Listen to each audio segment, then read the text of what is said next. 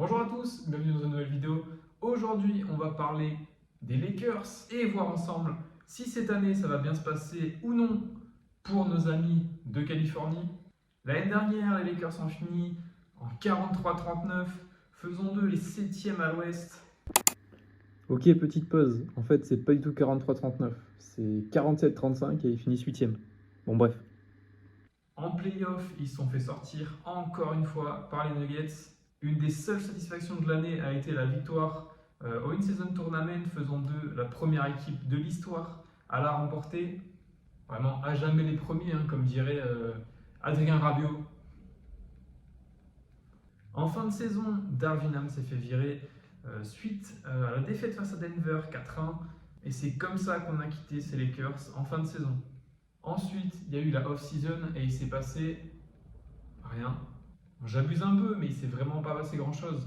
JJ Redick, ancien joueur NBA, sniper, podcaster, va rejoindre le banc des Lakers. Bien sûr, c'est un pari risqué, simplement parce que c'est sa première expérience sur un banc NBA. Il n'a jamais coaché. Côté terrain, pour la off-season, il n'y a vraiment eu pas beaucoup de mouvements. Au niveau de l'effectif, on a eu Christian Koloko qui a signé à LA très récemment où je fais la vidéo. Free agent, backup pivot, mais est-ce que c'est suffisant? Non. Pourtant, il y a eu des rumeurs, hein, je pense à Valanciunas qui a signé à Washington, DeMar DeRozan qui est parti du côté de Sacramento, qui a eu Klay Thompson évidemment. Il y a eu aussi quelques rumeurs au final. Il a fini à Dallas, donc vraiment rien à se mettre sous la dent du côté des Lakers.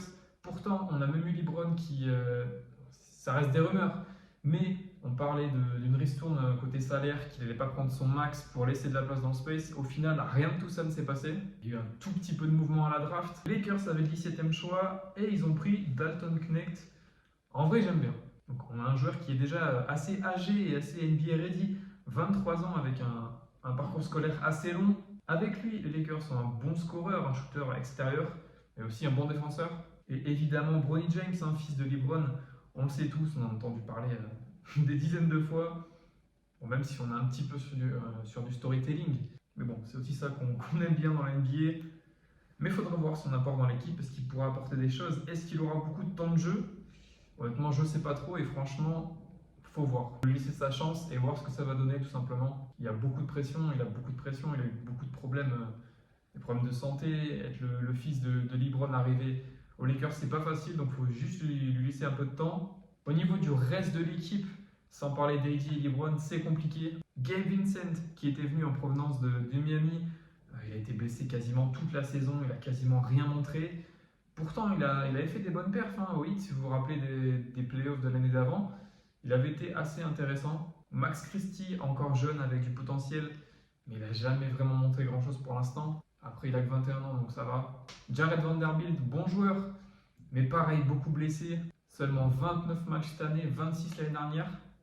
Cam Reddish, assez moyen. Christian Wood qui s'est fait opérer du genou il n'y a pas si longtemps, donc pareil, il devrait rater, je pense, la saison ou une très longue partie de la saison. Et même Dalton Knecht, il est juste rookie et ça va pas être facile, je pense, de s'intégrer dès le début. S'intégrer en NBA, c'est jamais facile, ça peut prendre du temps. Et encore plus quand tu signes, quand tu arrives, quand tu atterris à Los Angeles, aux Lakers, c'est vraiment pas facile.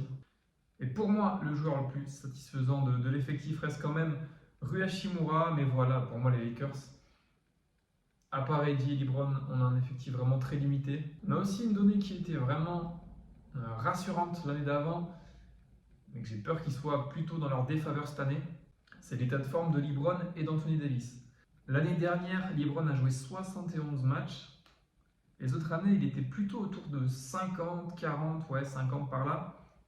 Et c'est exactement pareil pour Anthony Davis, 76 matchs joués cette année, c'est son record en carrière. Et les autres années, ouais, vraiment, le total était quand même bien plus bas, 40 matchs, 50 matchs, même 30 des fois, une trentaine. Et c'est exactement pareil pour d'autres joueurs assez importants du vestiaire. Je pense à Austin Reeves, qui a joué tous les matchs cette saison. D'Lo en a joué beaucoup, même si lui aussi peut être blessé de temps en temps, ça lui est déjà arrivé dans sa carrière.